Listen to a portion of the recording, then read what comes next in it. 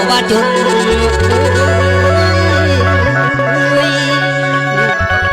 ละขัวมามีลื่นล้นจนบ่เสือในเสียงจากฟังราคาที่เป็นลมได้คมใจกินยาแก้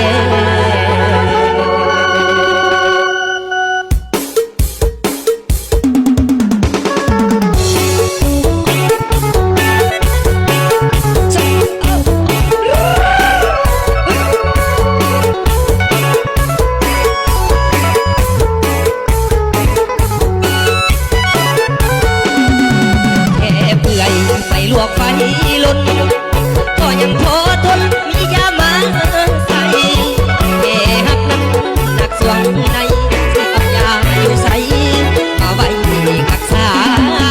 ไปหาหมอบอกว่าจนใจจะพอโลภายในแก้ไขลำบากเอาไฟฟ้าส่องหาก็ยังยาวถ้ามันลำบากโอ้อย่ากลัวเสียเลยน้องเอ๋ยว่าบ่ลืมคำว่าสุดตำบ่ทำลายใจ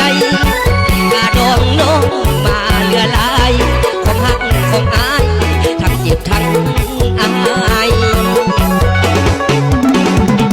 คนคืออายมีความหมายในขาดมันต่อหักก็ได้สอนเขาบางบุญเบเสียบุญลมคนก็ขอสอนเป็นด่านในประหารที่ต้องนั่งขึ้นนั่งขึ้นเป็นบุญ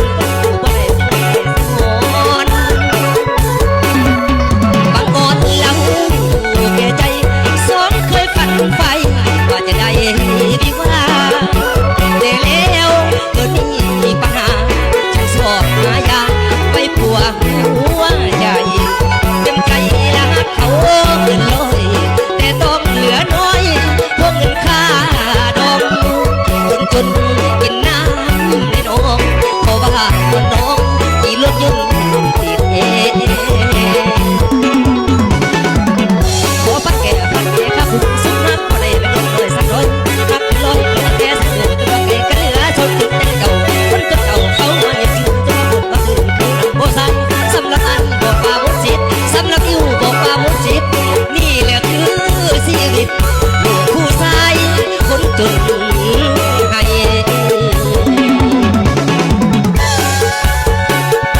เอาเกี่ยวเอายิ้มเด้อเมื่อกี้บอดเด้อยิ้มเด้อ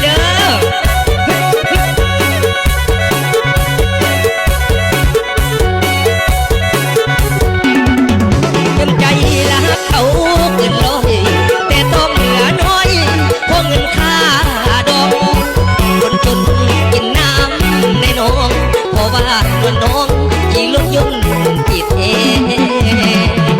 เพราะว่าแกมันให้ตาผมสุขหักก็ได้แล้วก็ลอยสักร้อยหักเป็นร้อยแต่สาวเดียวจะมาแก่กันเหลือจนเป็นเจ้าคนจนเท่าเขาหัวยังซื้อจนหมดมาคือแล้วนำหัวใจสำหรับอันบอกว่ามุดจิตสำหรับอันบอกว่ามุดจิตนี่แหละคือชีวิตลูกผู้ชายคนจนให้